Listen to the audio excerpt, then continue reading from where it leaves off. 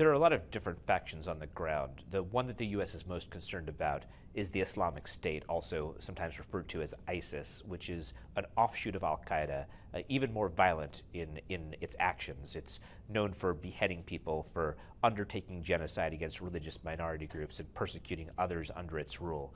It's fought against literally every other rebel group there.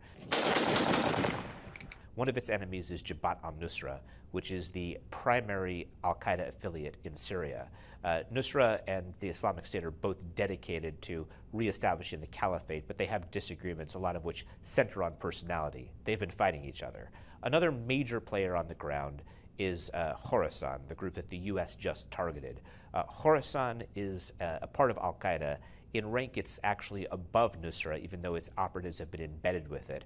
One thing that it was trying to do was to orchestrate a major plot against the United States. That's what precipitated the bombing. The Khorasan group is a very small group that the U.S. has been watching for a while, maybe 50 people. It has members that are from al-Qaeda in the Arabian Peninsula, members from the al-Nusra Front, the al-Qaeda in Syria. And so this has been one of many small groups that we've been watching for a long time. There's also a struggle between them for who will be the leader.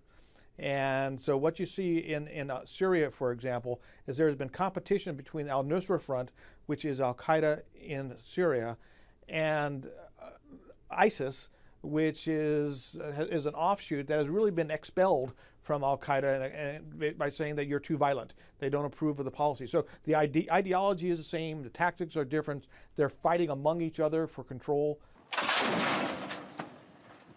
One faction that's particularly important is the Free Syrian Army, or FSA. It was originally made up of defectors from the Assad military over to the rebel side. That's why it refers to the Free Syrian Army.